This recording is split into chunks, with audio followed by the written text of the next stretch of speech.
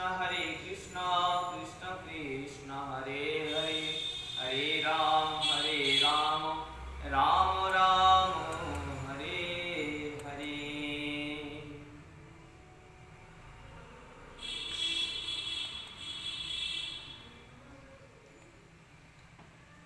अच्छा, आज की ত্রিস্পৃহা মহাদ্বাদশী, যেটা আমরা ব্রত করছি সেই ব্রতটার কি নাম? ত্রিস্পৃহা মহাদ্বাদশী। তার জন্য আমরা সকলে উপবাস আছি। উপবাস করার পরে আমরা সকলেই প্রত্যেক একাদশীতে যেরকম হয়, আমরা ভাগবত কথা শোনা হয়, ভগবানের কথা শোনা হয়, নাম কীর্তন করা হয়, সব জায়গাতে সবাই যে যার মতো কীর্তন ভজন করে। তো আজকের যে মহাদ্বাদশী, এটা হচ্ছে মহাদ্বাদশী, ত্রিস্পৃহা মহাদ্বাদশী।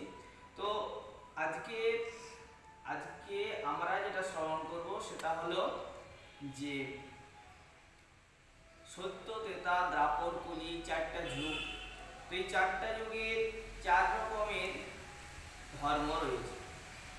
যেমন আমাদের প্রত্যেকের মধ্যে আলাদা আলাদা ধর্ম আছে।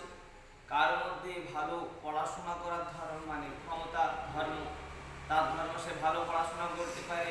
কারো ধর্ম সে ভালো রান্না করতে পারে। এরকম সবার মধ্যে একটা বিশেষত্ব আছে, একটা ধর্ম, তার একটা নিজস্বতা ধর্ম আছে। তো এই যুগটা কি যুগ? কলি যুগ। তার মাঝখানে আমাদের যে মানে মহাদ্বাদশী আজকে। তো এই মহাদ্বাদশীতে আমাদেরকে ভজন সাধনের কথা বলা হচ্ছে, যে উপবাস থাকবে, ভজন করবে, কৃষ্ণ নাম করবে যে যার মতো। কিন্তু বারবার আমরা চাইলেও যেটা চাইছি সেটা হচ্ছে না। কেন হচ্ছে না? না, এই যুগের একটা ধর্ম আছে, যে সব ধর্মগুলো রয়েছে সেই ধর্মগুলো আমাদেরকে বারবার যে কোনো কাজে বাধা দিচ্ছে। এখন আমরা জানবো যে এই যুগের ধর্মগুলো কি। যখন আমরা এই যুগের ধর্মগুলোকে জেনে নেব, কি কি দোষ আছে, কি কি গুণ আছে, যখন জানা হয়ে যাবে, তখন আর আমরা সেইগুলোকে রোধ করতে পারবো, সেইগুলোকে দমন করে দিয়ে। তাহলে আজকে আমরা সেই গল্প শুনবো। কিসের গল্প শুনবো? না, এই কলিযুগের ধর্ম কি, এটা যখন জানা হবে তখন আমরা সেটাকে দূর করতে পারবো। তাই ওই সুখদেব ছিলেন, সুখ আর ব্যাসদেবের কথা শুনে সুখদেব বলে ব্যাসদেব বলে যারা ভাগবতের যখন শুনবে আবার, যে সুখদেব এই ছিলেন ব্রহ্মের মধ্যে লীন ছিলেন, তারপরে বনের প্রতি ছুটি চলে যাচ্ছিলেন, এবং ব্যাসদেব তার পিতা হা পুত্র করে পিছনে যাচ্ছিলেন, এবং পরে শ্লোক দ্বারাই তাকে আবার এই ভাগবতের শ্লোক দিয়ে সেই ব্রহ্মে লীন থাকা পুত্রের মধ্যে নিস্তরঙ্গ সমুদ্রের মধ্যে তরঙ্গ সৃষ্টি করে পুত্রকে পিতা ঘরে ফিরিয়ে এনেছিলেন। এবং সেই সুখ এবং ব্যাসদেবের কথিতই এই ভাগবত। এখানে অনেক রকমের গল্প, মানে যেগুলো যাদের মাধ্যমে দিয়ে ভক্তদের কাছে শোনাচ্ছেন যে এভাবে নয়, এভাবে ভজন করতে হবে, এভাবে সাধন করতে হবে। তো এটা হচ্ছে ভাগবতের 12টা স্কন্ধ। কটা স্কন্ধ? 12টা। সেই 12টা স্কন্ধের এটা হচ্ছে দ্বাদশ স্কন্ধের দ্বিতীয় অধ্যায়ে বলা হচ্ছে কলিযুগের ধর্ম, মানে কলিযুগে কি কি দোষ আছে, কি কি গুণ আছে। আমি যদি ওর দোষ গুণের কথা বলি, ওটা হলো ওর ধর্ম। ও ভালো পড়াশোনা করতে পারে, লিখতে পারে, বলতে পারে। ও তার মাঝখানে কিছু খারাপ গুণও থাকতে পারে, সেগুলো হচ্ছে ওর ধর্ম। তো তেমনি একটা যুগের ধর্ম আছে। আজকের দিনটা যদি ধর্ম বলা হয়, তাহলে আজকের দিনটা সকাল থেকে খুব গরম লাগছিল, আজকে বিকেলবেলাতে বৃষ্টি হওয়ার পরে শীতলতা দেখা দিয়েছে। তো এটা হলো আজকের দিনের ধর্ম। তেমনি কলিযুগটার ধর্ম কি, সেই কথা বলছেন সুখদেব। ভালো করে শুনবে। একজন সুখদেব তিনি বলছেন পরীক্ষিত বলে যে রাজা ছিলেন, সেই পরীক্ষিত রাজাকে বলছে কলিযুগের ধর্ম শোনাচ্ছেন। যেমন আমরা বলি না, যে কিছু গল্প বলো, ভূতের গল্প কি কার্টুনের গল্প, যে কিছু গল্প বলি, তখন কি হয়, আমরা কিছু কিছু গল্প শোনাই, তাই না? আমি বললাম ওখানে এই ভূত বেরিয়েছিল, সেখানে এই ভূত বেরিয়েছিল। তো এখন যারা বড় ছেলে হয়, বড় বড় ব্যক্তিরা, তারা তো আর ওই ছোট ছোট গল্প শুনবে না। ভূতের গল্প, ময়না পাখি টিয়া পাখির গল্প তো শুনবে না, হাতি ঘোড়ার গল্প তো শুনবে না। তাদেরকে বড় বড় জিনিসের গল্প শোনাতে হয়।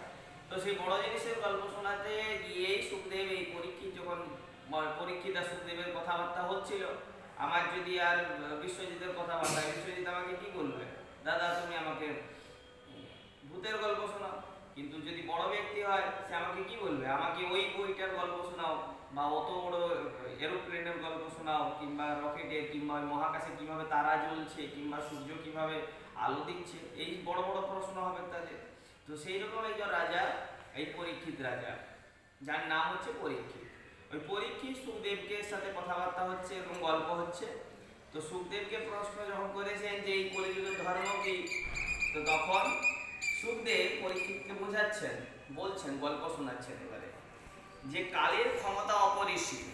এই যে কাল, একটা সময় কি না করতে পারে, সময় এখানে প্লাবন এনে দিতে পারে, সময় সব কিছু হতে পারে, জোয়ার ভাটা থেকে সৃষ্টি করে, মানে যেটা আমরা ভাবি না সেটাও কাল করে দিতে পারে। কলিকালে ধর্ম, সত্য, পবিত্রতা, ক্ষমা, দয়া, আয়ু, বল ও স্মরণ শক্তি উত্তরোত্তর হীনবল হয়ে পড়বে। বলছেন কি সুখদেব পরীক্ষিতকে বলছেন, পরীক্ষিত যখন শুনতে চাইলেন যে কলিযুগটা কি, আমরা সবসময় বলছি কলিযুগ কলিযুগ, তাই কলিযুগের ধর্ম কি না, উনি বলছেন যে কলিকালে ধর্ম মানে এই যে ভক্তি, শ্রদ্ধা, ভগবানের পূজা অর্চনা, এইগুলো নষ্ট হয়ে যাবে। আর কি হবে, সবাই মিথ্যা কথা বলবে, পবিত্রতা নষ্ট হয়ে যাবে, সবাই ওই অসুখী থাকবে, শুদ্ধ আচরণ করবে না। ক্ষমা, কেউ আমাকে কিছু বললো ওকে আমি ক্ষমা করবো না, রেগে যাব, তার প্রতি ক্রোধ হবে। দয়া, কারণ কোনো একজন দুঃখী দরিদ্রকে দেখে আমার দয়া জাগবে না মনে। আয়ু কমে যাবে, সবাই এখন দেখা যাচ্ছে 60 বছরে মারা যাচ্ছে। বল কমে যাবে, শক্তি কমে যাবে, স্মরণ শক্তি কমে যাবে, এইগুলো সমস্ত কিছুই কমে যেতে থাকবে, যেগুলো অন্য যুগে বেশি বেশি ছিল, এই যুগে সবার কমে যেতে থাকবে। কিছু মনেই পড়ছে না, বয়স 50-60 হতে না হতেই মৃত্যু সজ্জায় চলে যাবে, মরে যেতে থাকবে মানুষ, কত কম বয়সে মরে যাচ্ছে এখন। তারপরে বলছেন কি, যে কলিযুগে ধনাঢ্য ব্যক্তিগণ ওই কুলীন এবং সদাচারী সদ্গুণী বলে স্বীকৃত হবে।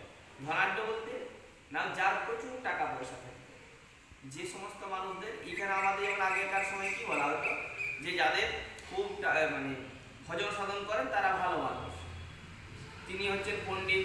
কিন্তু এখন হবে কি, এই কলিকালে না, যার প্রচুর টাকা পয়সা আছে, যার যত টাকা আছে সে তত ভালো, তত সদাচারী, তত বড় সদ্গুণী, তার মতো সদ্গুণী এই পৃথিবীতে নাই, এরকম বলে তিনি স্বীকৃতি পাবেন। সবাই তাকেই গুণী ভাববে, আর যার টাকা নেই তাকে ভাববে যে কিছুই নাই। এটা হলো কলিযুগের ভাগ্য। তখন ধর্ম, ন্যায় ব্যবস্থাকে স্বনুকূল করাবার নিমিত্ত ক্ষমতার অপব্যবহার হতে দেখা যাবে। এই যুগে কি হবে না, নিজের ইচ্ছা মতো আমি রাজা, বা আমার হাতে কিছু আইন আছে, কিছু সামর্থ্য আছে, আমি কি করব, সবাইকে গরিব দুঃখীদেরকে শোষণ করে নিজের সুবিধা করব, ক্ষমতার অপব্যবহার করব। তারপরে বলছে কি, বিবাহিত বিষয়ে যুবক যুবতীদের পারস্পরিক আসক্তি, কুল, শীল ও যোগ্যতার উদ্দেশ্য স্থান পায়। এই যুগে আগে যেমন বিয়ে কিরকম ভাবে হতো না, ঘরের থেকে দেখা হতো, ছেলে মেয়েদের বিয়ে দেওয়া হতো, কিন্তু এখন সেটা থাকবে না। এখন কিরকম হবে, পারস্পরিক আসক্তি এবং ছেলে মেয়েদের একে অপরের প্রতি আকর্ষণের ফলে কি হবে না, শীল ও যোগ্যতার উদ্দেশ্য স্থান পাবে। এখন আর কুলের কথা কেউ ভাববে না, জাতি, কুল, আমি কি ব্রাহ্মণ, কি ক্ষত্রিয়, কি বৈশ্য, কি শূদ্র, এই সমস্ত কিছু ভাববে না, সবাই এইগুলোর ঊর্ধ্বে গিয়ে মানে বিয়ে করবে আর কি। তো বিয়ের কথা আগে যেরকম ছিল এরকম আর থাকবে না, বাড়ি থেকে দেখাশোনা আর হবে না, হবে কিরকম না, সবাই নিজের ইচ্ছে মতো করতে থাকবে। ব্যবহারিক নৈপুণ্য এবং নির্ধারণের সত্য ধর্মাপরায়ণ স্থলে প্রতারণায় অগ্রাধিকার পাবে। এখানে মানে ন্যায়ের থেকে, সত্য থেকে কি হবে, প্রতারণাগুলোই অগ্রাধিকার পাবে। কোথাও সত্যতা, তুমি সত্যের পথে চলছো, তোমার কোনো মর্যাদা তুমি পাবে না, কিন্তু একজন অসৎ ব্যক্তি দেখবে তোমার থেকে এগিয়ে গিয়েছে কয়েক ক্রোশ আগে। এইভাবে ধীরে ধীরে আবার পরিবর্তিত হবে। এখানে গুণ ও স্বভাবে পরিচিত না হয়ে ব্রাহ্মণ শুধুমাত্র যোগ্য প্রভৃতি চিহ্নিত হবে, তাই না? তোমাদের দেখা যাবে যে এখন রাস্তাঘাটে যাদেরকে দেখতে পাবে, এমনকি তোমাদের মাঝখানেও কেউ নাম জপ, গায়ত্রী জপ পর্যন্ত করে থাকবে, কেউ করো, যাদের পৈতা আছে গায়ত্রী জপ যাদের বইটা আছে তারা এখন দেখা যাবে যে সবচেয়ে বেশি সবাই ওই শুধুমাত্র ওই নাম জপ এগুলো ছেড়ে দেবে, শুধুমাত্র তারা নিজের পৈতাটুকু দেখিয়ে তাদের ব্রাহ্মণত্বের পরিচয় দেবে, কিন্তু গায়ত্রী জপ তারা করবে না। আচ্ছা, তারপরে দেখা যাবে কি ব্রহ্মচারী সন্ন্যাসী আদি পরিচিত বস্ত্র দণ্ড কমণ্ডলতে সীমিত হয়ে যাবে। ব্রহ্মচারী যারা থাকবেন বা সন্ন্যাসী যারা থাকবেন তাদের পরিচয়টা কিরকম থাকবে না, শুধুমাত্র বস্ত্র, তারা গেরুয়া বসন পরেছেন, হাতে থাকবে দণ্ড আর কোমলগুলি, এইটুকুর মধ্যেই থেকে যাবেন তারা। তাদের যে আধ্যাত্মিক যে জীবনযাপন বা ভজন সাধন সেই সমস্ত কিছুই থাকবে না তাদের মধ্যে। অপরের বাহ্য প্রতীক গ্রহণে আশ্রমে প্রবেশের স্বীকৃতি পাবে। অপরের বাহ্য প্রতীক গ্রহণই আশ্রমে প্রবেশের স্বীকৃতি পাবে। অর্থাৎ কি হবে না, বাইরে যে সমস্ত আমরা যে পোশাক আশাক বা তিলক ধারণ করছি সমস্ত কিছুই আমাদেরকে কি করবে, আশ্রমে প্রবেশের অধিকার দেবে। উৎকোচ অথবা ধনসম্পত্তি দিতে অপারগ ব্যক্তি ন্যায়ালয়ে যথার্থ বিচার পাবে না। আর কি হবে এই যুগে না, যেখানে বিচার হয় সত্যের অসত্যের, ধর্মের অধর্মের, সেখানে গিয়ে যাদের যশ আছে, ধন সম্পদ আছে, তারা তো জিতে যাবে, আর যারা থাকবে না তাদের কাছে তারা ন্যায়ালয়ে গিয়ে যথার্থ বিচার পাবে না।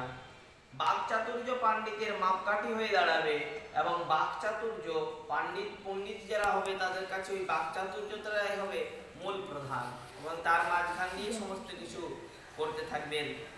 দরিদ্র হলে অসৎ ও দোষী বলে ধরে নেওয়া হবে। এরপরে কি বলছেন আবার সুখদেব পরীক্ষিতকে, বলছেন শোনো এই যুগে আবার কি হবে জানো না, যারা দরিদ্র হবে তারাই অসৎ এবং তারাই দোষী, এবং যাদের ধন দৌলত আছে, ধন সম্পদ আছে, তারাই হবে ভালো মানুষ, তারাই সৎ।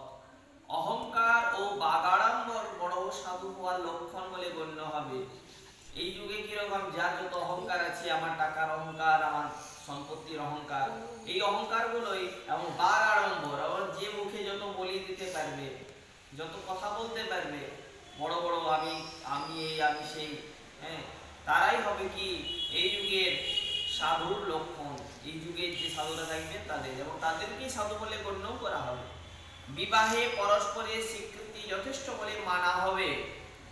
শাস্ত্রীয় বিধি ব্যবস্থা এবং সংস্কারকে অপ্রয়োজনীয় বলে মনে করা হবে। এবং বিবাহের ক্ষেত্রে কি হবে না, বলছেন যে স্ত্রী ছেলে এবং মেয়ের পরস্পরের স্বীকৃতি, আমি রাজি আছি তুমি রাজি আছো, এই বিষয়টাকে মেনে নেওয়া হবে, এবং শাস্ত্রীয় যে বিধিনিষেধগুলো আছে সেইগুলোকে উল্লঙ্ঘন করে যাওয়া হবে। স্নানকে মূল্যহীন করে নেওয়া হবে। কেশ বিন্যাস বস্ত্রসজ্জার উপর গুরুত্ব দেওয়া হবে। স্নানকে মূল্যায়ন করে দেওয়া হবে, অর্থাৎ স্নান করলেই কি না করলেই কি, অনেকে দেখা যায় স্নানই করে না, তো কেশ বিন্যাস, চুলের বিভিন্ন ব্যবস্থা এবং নিজের আভূষণ ভূষণ ইত্যাদির মধ্যে সবাই সকলে ধ্যান ধারণা বেশি দিবে। এইভাবে কি হবে, আমার দেখা যাবে দূরবর্তী পুষ্করিণী তীর্থের মর্যাদা লাভ করবে, এবং নিকটস্থ তীর্থ গঙ্গা গোমতী পিতা মাতা উপেক্ষিত হবে। শিওরে প্রলম্বিত কেশরাশি ও তাতে পরিপাট্য সাধন শারীরিক সৌন্দর্যের প্রতীক হবে, এবং কেশ রাশি এবং তাতে পরিপাট্য যে সাধন শারীরিক সৌন্দর্যের প্রতীক হবে। জীবনের চরম পুরুষার্থ উদরপূর্তিতে সীমিত থাকবে, এবং জীবনের যে চরম পুরুষার্থ, আমাদের পুরুষার্থ চারটে, তো সেগুলো আলাদা বিষয়। এখন আমাদের চতুর্থ চরম পুরুষার্থ বলে সবাই মনে করে নেবে যে শুধুমাত্র উদরপূর্তি, অর্থাৎ উদ্যত আলাপচারীকে সৎ ব্যক্তি বলে প্রাধান্য দেওয়া হবে। কুটুম্বদের প্রতিপালন করতে পারলে সেই ব্যক্তি যোগ্য এবং বুদ্ধিমান বলে মেনে নেওয়া হবে। অর্থাৎ কুটুম্ব যারা থাকবে, কুটুম্ব ব্যক্তিদের যদি কেউ ঠিকমতো ভাবে পালন করতে পারে, তাদেরকে ভরণ পোষণ করতে পারে, তাহলে কি হবে, যোগ্য এবং বুদ্ধিমান বলে মেনে নেওয়া হবে। ধর্ম শ্রবণের উদ্দেশ্যে হবে নিজের নাম যশ অর্জন। অর্থাৎ এই ধর্ম সেবনের উদ্দেশ্যে অর্থাৎ দেখা যাবে যে সবাই ধর্মের আচরণ করছে ঠিক, কিন্তু তার পিছনে লুকিয়ে আছে তার নাম যশ প্রতিষ্ঠার একটা ক্ষুদ্র আগুন, এবং সেটাই তার মুখ্য। সে ধর্ম আচরণ করছে শুধুমাত্র নিজের নাম যশ প্রতিষ্ঠা অর্জনের জন্য, এইভাবে যখন পৃথিবীতে দুষ্ট ব্যক্তিদের আধিপত্য বিস্তার সম্পূর্ণ হয়ে যাবে, তখন রাজা হওয়ার জন্য কোনো নিয়ম কানুন আর থাকবে না। জাতি বর্ণ নির্বিশেষে ব্রাহ্মণ, ক্ষত্রিয়, বৈশ্য অথবা শূদ্রের মধ্যে যে বলবান হবে সেই রাজ সিংহাসন অধিকার করে বসবে। অর্থাৎ এখন দেখা যাবে কি যে আর রাজা হওয়ার জন্য কোনো নিয়ম কানুন থাকছে না, শুধুমাত্র যার বল আছে, যার সামর্থ্য আছে, তাই শারীরিক আর্থিক বিশেষত সেই হয়ে যাবে রাজা। জাতি বর্ণ নির্বিশেষে সকলেই এই রকম করতে পারবে। সেই সময় নিচ প্রকৃতির রাজারা অতিশয় নির্দয় ও ক্রূর হবে। তারা এত লোভী হবে যে তাদের সঙ্গে সাধারণ লুণ্ঠনকারীর কোনো পার্থক্য থাকবে না। এখন দেখা যায় যে কোনো পার্থক্যতা নেই। তারা প্রজাদের ধন সম্পদ এমনকি প্রতিনিধিদের পর্যন্ত হরণ করতে প্রয়াসী হবে। আর তখন প্রজাদের এখনো কি করে, যারা পদস্থ আছে তারা কি করে, গরিবের থেকে ধন সম্পদ লুট করেন, প্রতিনিধিদের পর্যন্ত হরণ প্রয়াসী হবেন পরবর্তীতে। তাদের ভয়ে প্রজাগণ নগর ছেড়ে পাহাড়ে জঙ্গলে আশ্রয় নেবে এবং তাদের পুণ্যবৃত্ত তখন শাক, কন্দমূল, মাংস, মধু, ফল, মূল ও বীজ আদিতে নিবৃত্ত হবে। এই কলিযুগে অনাবৃষ্টিজনিত পরিস্থিতিতে প্রবল খরা হবে, আর তখন উপর কখনো আবার ঘরের বোঝায় জনগণকে শোষণ করা হবে। খুব অনাবৃষ্টি হবে, পরিস্থিতি খুব খারাপ হবে এবং সেই সময়ে আবার জনগণের উপর খরা এবং এই খাজনাজনিত প্রবল চাপ দেওয়া হবে। প্রবল শৈত্যপ্রবাহ, কোথাও বা তুষারপাত, আধি ঝড়, গ্রীষ্মের আধিক্য, বন্যার তাণ্ডবাদি প্রাকৃতিক দুর্যোগ স্থানে স্থানে পরিলক্ষিত হবে। কোথাও দেখা যাবে যে খুব শীত হয়েছে, আবার কোথাও দেখা যাবে খুব গ্রীষ্ম। এইভাবে বিভিন্ন স্থানে বিভিন্ন রকম ভাবে এক একটা স্থানের প্রকৃতির দুর্যোগ দেখা যাবে। ওই সকল দৈব দুর্বিপাকে অভ্যন্তরহীন কলহে প্রজাগণ নিত্য পীড়িত হবে এবং ধীরে ধীরে ধ্বংসের দিকে এগিয়ে যেতে থাকবে পৃথিবী। প্রজাকুল ক্ষুধা, তৃষ্ণায়, তাড়নায় ক্লেশ ভোগ করবে ও ভাবনা চিন্তায় জর্জরিত থাকবে। এবং যখনই কি হবে না, এই পৃথিবী যত ধ্বংসের দিকে যেতে থাকবে, প্রজাকুল যত ক্ষুধা এবং তৃষ্ণার মধ্যে তাড়না খেতে থাকবে, তত ক্লেশ বোধ হবে, তত ভাবনা আসবে এবং যত ভাবনা আসবে, চিন্তা আসবে, তত তারা জর্জরিত হতে থাকবে। রোগের প্রাদুর্ভাব হবে, যত বেশি অনিয়মে থাকা হবে তত বেশি রোগ হতে থাকবে শরীরের মধ্যে। তাদের আয়ুকাল 20 থেকে 30 বছর নেমে আসবে। অতএব বয়স মানুষ মারা যাবে, দেখা যাবে 30-20 এই রকমের মধ্যেই মানুষ মারা যাবে।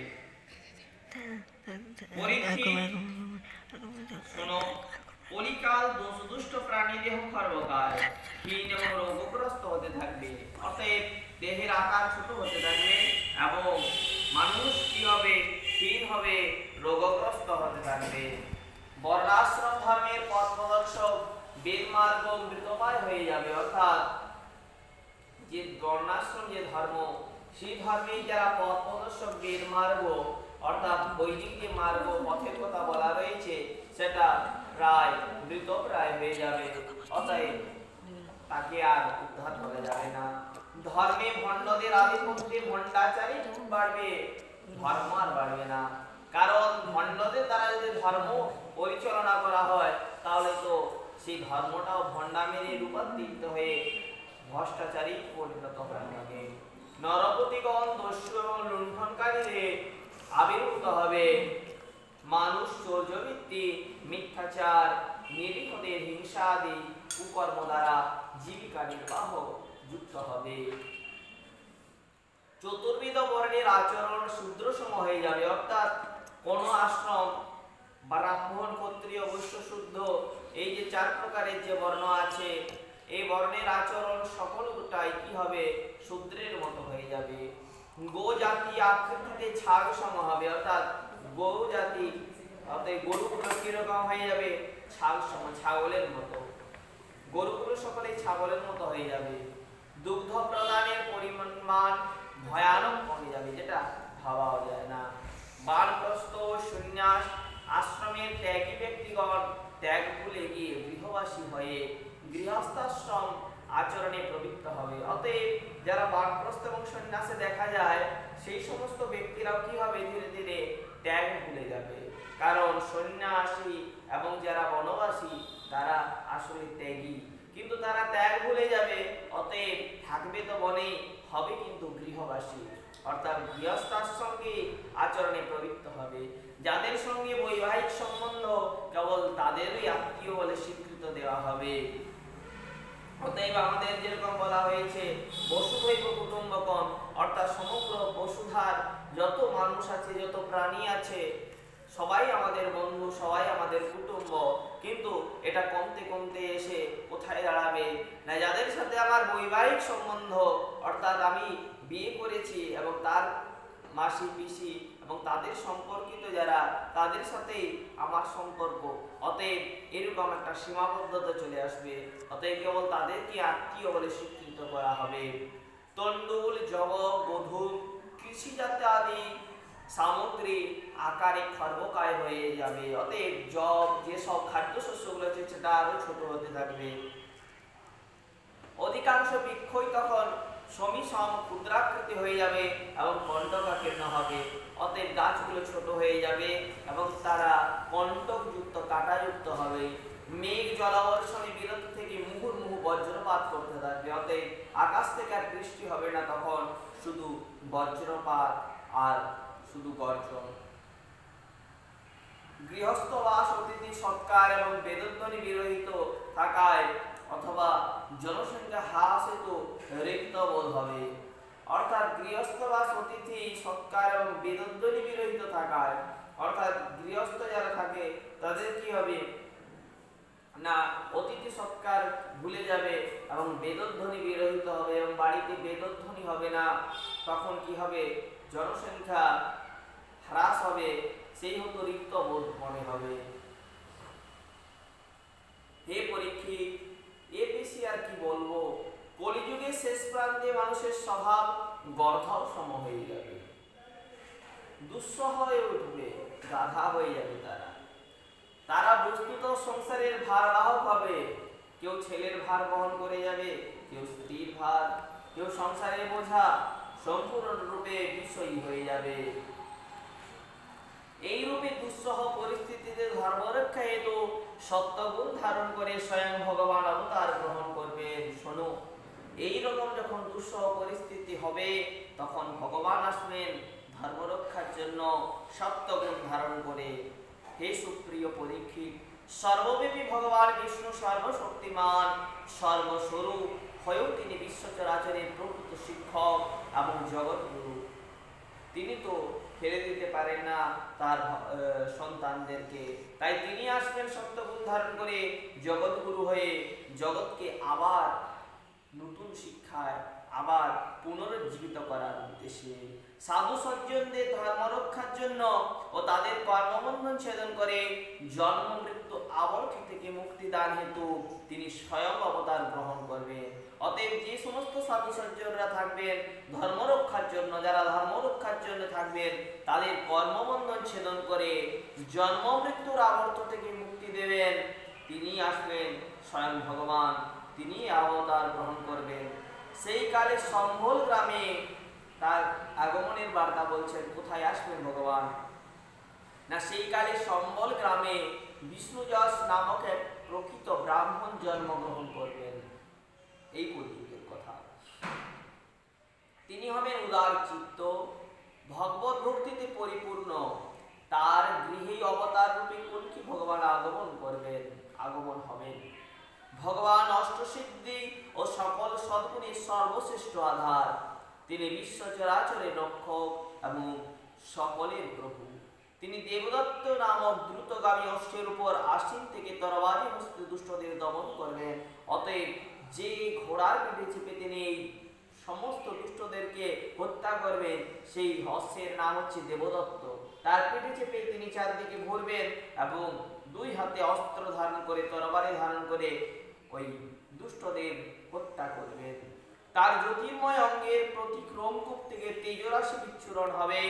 দ্রুতগামী আশ্বারুষী ভগবান সর্বত দুষ্ট দমনে বিচরণশীল থাকবেন ও নরপতি রূপে পরিচিত সকল দস্যুদের সংহার করবেন।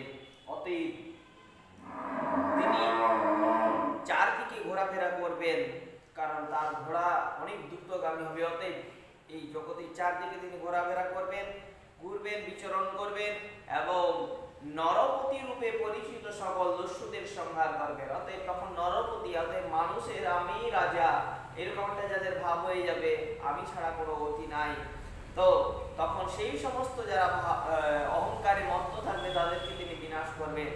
শোনো পরীক্ষিত, দস্যু দমন কার্য সমাপনে গ্রামে গঞ্জে নগরে নিবাসকারী প্রজাদের হৃদয়ে পবিত্র ভাবের অনুভূতি আসবে, কারণ ভগবান কল্কির অঙ্গের অঙ্গরাগ স্পর্শকৃত পবিত্র বায়ু প্রজাদের স্পর্শদান করে পবিত্র করে দেবে। অতএব যখন নোংরা বস্তুগুলোকে সরিয়ে দেওয়া হবে, তখনই ওই ফুলের সুগন্ধটা নিজে থেকেই প্রভাবিত হতে থাকবে। অতএব যে খারাপ মানুষগুলো থাকবে তাদেরকে তিনি তো দমন করে দেবেন। অতএব যারা ভালো থাকবে তখন তাদের মধ্যে পবিত্রতাটা সৃষ্টি হয়ে যাবে এবং তার যে বায়ু প্রবাহিত হচ্ছে সেই বায়ু কি করবে না, মানুষের শরীর থেকে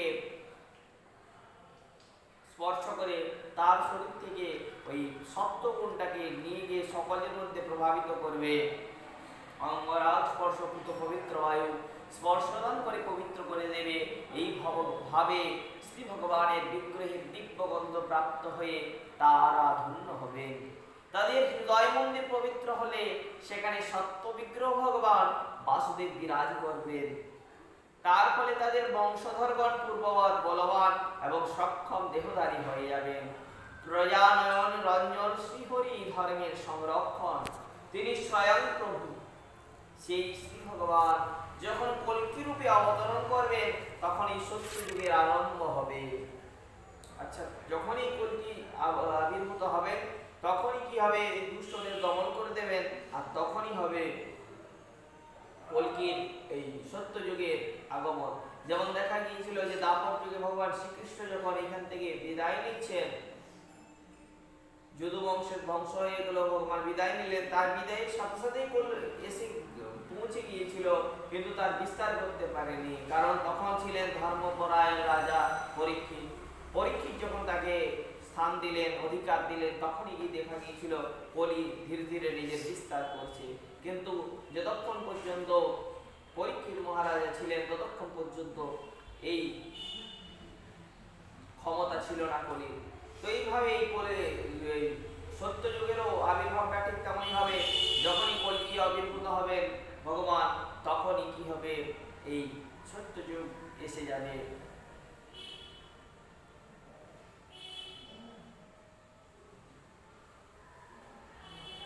যখন চন্দ্র, সূর্য ও বৃহস্পতি একসঙ্গে পুষ্যা নক্ষত্রের প্রথম পরে প্রবেশ করেন ও একই রাশিতে অবস্থান করেন, তখনই সত্য যুগের সূচনা হয়।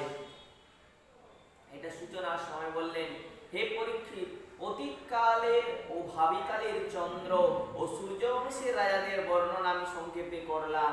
অতএব অতীতে যে সমস্ত চন্দ্রবর্ষ সূর্যবংশের রাজারা ছিলেন ও ভবিষ্যতে যে সমস্ত রাজারা হবে সেই সমস্ত রাজাদের আমি বর্ণনা করেছি। তোমার জন্ম থেকে রাজানন্দের অভিষেক কাল পর্যন্ত 1115 বৎসর অতিক্রম করবে। সপ্তর্ষি মণ্ডলের উদয়কালে আকাশে সর্বপ্রথম দুটি নক্ষত্র দেখা যায়। দুটি নক্ষত্রের মধ্যে দক্ষিণোত্তর রেখায় উপর সমভাবে অশ্বিনী প্রভৃতি নক্ষত্রের মধ্যে একটি নক্ষত্র দেখা যায়। সেই নক্ষত্র সপ্তর্ষিগণের যুগপৎ অবস্থানকাল মানব গণনা অনুসারে 100 বৎসর। তোমার জন্মের সময়ে বর্তমানে তাদের অবস্থান হলো মঘা নক্ষত্রে। সর্বগত সর্বশক্তিমান স্বয়ং শ্রী ভগবান শুদ্ধ সত্য দেহ ধারণ করে শ্রীকৃষ্ণ রূপে আবির্ভূত হয়েছিলেন। যখন তিনি লীলা সংবরণ করেন, পরমধাম গমন করলেন, তখনই কলিযুগের সংসারে প্রবেশ ঘটল আর মানবের মতি গতি পাপাসক্ত হতে লাগলো। লক্ষ্মীপতি ভগবান শ্রীকৃষ্ণের পাদপদ্ম স্পর্শে যতদিন পৃথিবী ধন্য ছিল ততদিন তার উপর কলিযুগের আধিপত্য বিস্তার সম্ভব হয়ে ওঠেনি। লক্ষ্মীপতি ভগবান শ্রীকৃষ্ণের পাদপদ্ম এই পৃথিবীতে যতদিন ছিল ততদিন কলিযুগ স্পর্শ করতে পারেনি। যেদিনই গেলেন ভগবান এই যুগ ছেড়ে, মানে পৃথিবী থেকে তার সশরীরে, তিনি তো সবসময় আছেন, কিন্তু যে লীলা সংবরণ করলেন তখনই কলিযুগ প্রবেশ করলো, আধিপত্য দেখালো। হে পরীক্ষিত, যখন সপ্তর্ষি মহানক্ষত্রের উপর বিচরণ করতে থাকেন তখনই কলিযুগের সূচনা হয়ে থাকে। কলিযুগের আয়ু দেববর্ষ গণনা অনুসারে ১২০০ বৎসর, ১২ বৎসর, ১২০০ অর্থাৎ ১২,০০০ বৎসর, যা মানব বর্ষ গণনা অনুসারে ৪,৩২,০০০ বৎসরের সমান, অর্থাৎ ৪,৩২,০০০ বৎসর। যে সময় সপ্তর্ষি মহা ত্যাগ করে পূর্বাষাঢ়া নক্ষত্রে চলে যাবেন তখন নন্দ রাজার রাজত্ব হবে, তখন থেকেই কলিযুগের বৃদ্ধি সূচনা হবে। প্রিয় পরীক্ষিত, যখন দেববর্ষ গণনা অনুসারে ১,০০০ বৎসর অতিক্রান্ত হবে তখন কলিযুগের শেষ প্রান্তে পুনরায় কল্কি ভগবানের কৃপায় মানুষের মনে সাত্ত্বিকতা আসবে এবং সত্য যুগের আরম্ভ হবে। শোনো পরীক্ষিত, আমি তোমাকে সংক্ষেপে শুধুমাত্র মনুবংশের বর্ণনা করেছি। মনুবংশের গণনা যেমন ভাবে হয় তেমন ভাবে প্রত্যেক যুগে ব্রাহ্মণ, বৈশ্য এবং শূদ্রগণেরও বংশার পরম্পরা হয়ে থাকে। রাজন, আমার দ্বারা বর্ণিত রাজাগণ মহাত্মা সকল এখন কেবল নামেই পরিচিত হয়। বর্তমানে তারা কেবল জীবিত নেই, জগতে শুধুমাত্র তাদের যশ কীর্তির কথা মাঝে মাঝে শোনা যায়। বিশ্ব পিতামহের পিতা রাজা শান্তনুর ভ্রাতা দেবাপি ও ইক্ষাপুর বংশের মরু এখনো কলাগ্রামে বর্তমান। তারা পরম যোগবল সম্পন্ন। কল্কি যুগান্তে কল্কি ভগবানের আদেশে তারা আবার এখানে পদার্পণ করবেন। তারা পূর্ববৎ বর্ণাশ্রম ধর্মের বিস্তার করবেন। ৪ যুগ হল সত্যতে তারা পরপরই যথাক্রমে যুগ চতুষ্টয়ের প্রভাব পৃথিবীর প্রাণীদের উপর তো পড়েই থাকে। হে পরীক্ষিত, আমার বর্ণিত রাজা সকল আরো অনেকে এই ধরিত্রীকে নিজের সম্পত্তি বলে ভোগ করতে চেয়েছিলেন, তারা সকলেই অবশেষে মৃত্যুর কবলে গিয়ে ধুলোয় মিশে গিয়েছিলেন। অর্থাৎ যারাই ভাববেন যে জগতে যে সম্পত্তি সেটা আমার জন্য, সেটা আমার ভোগ করার নিমিত্ত, তো সেদিনেই হবে তাদের বিনাশের সূচনা। অতএব অবশেষে তারা ওই মৃত্যুর কবলেই ধুলোয় মিশে গিয়েছেন। এই দেহকে যে কেউ রাজা আখ্যা প্রদান করতে পারে, কিন্তু অবশেষে তা তো কীট, বিষ্ঠা অথবা ভস্মেই পরিণত হয়, শেষে ভস্মই পড়ে থাকবে। তাই এই দেহ অথবা সংশ্লিষ্টদের জন্য যদি কেউ কোনো প্রাণীকে নিপীড়ন করে তাহলে তারা স্বার্থ ও পরমার্থ উভয় বিষয়ে অজ্ঞ, কারণ প্রাণীদের নিপীড়ন করা তো নরকেরই দ্বার স্বরূপ। তারা এই কথাই ভেবে থাকেন যে পূর্বপুরুষগণ এই অখণ্ড ভূমণ্ডল শাসন করতেন, অতএব এটি পুনরায় কিভাবে আমরা অধিকারে আসবে তথা আমার বংশধরগণ চিরকাল যাবৎ কিভাবে এটিকে ভোগ করতে সক্ষম হবে। সেই মূর্খগণ এই পঞ্চভূত নির্মিত দেহকে নিজের সম্পত্তি জ্ঞান করেন বসেন, আর ভূমি সম্পত্তিকে ভূমি দুই হারিয়ে নিজেরাই অদৃশ্য হয়ে যান। প্রিয় পরীক্ষিত, মানে বলছেন যে মূর্খগণ মানুষ, তারা কিভাবে এই দেহটাও নিজের সম্পত্তি আর এই ভূমি যেটা আছে সেটাও আমার সম্পত্তি, কিন্তু একটা সময় আসে যখন দুটোকেই হারাতে হয়, না থাকে তার দেহ, না থাকে তার সম্পত্তি, দুটোকে হারিয়ে কোথায় যেন অদৃশ্য হয়ে যেতে হয়। হে প্রিয় পরীক্ষিত, যে নরপতিগণ অতি উৎসাহে ও বলপৌরুষে পৃথিবীর ভোগাদি উপভোগ করতে সচেষ্ট ছিলেন, তাদের সকলেই কাল আত্মসাৎ করেছে। তাদের কথা এখন কেবল ইতিহাসের পাতায় লিপিবদ্ধ, তারা কেউই নেই। অতএব যারা এই জগতের মধ্যে আসক্ত থেকেছিলেন তারা কেউই আজকে বর্তমান নেই, তারা আজকে অদৃশ্য হয়ে গিয়েছেন।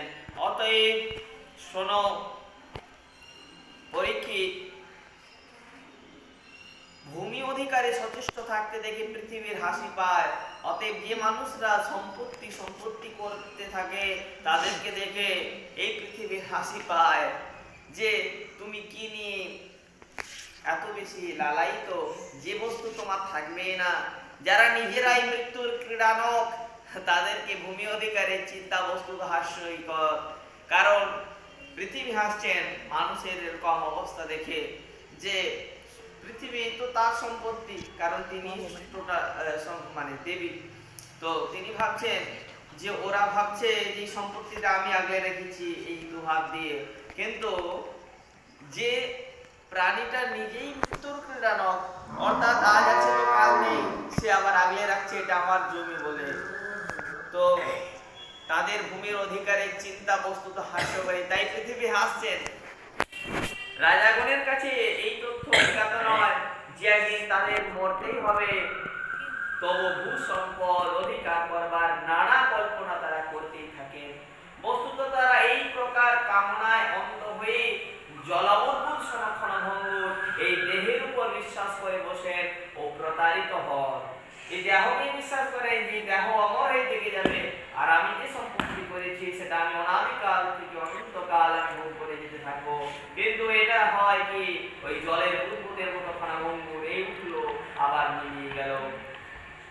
আর শেষে কি করে যাকে বিশ্বাস করেছিল যে দেহটাকে, যে মনটাকে, সেই আবার বিশ্বাসঘাতকতা করে চলে যায়, প্রতারিত করে দেয়।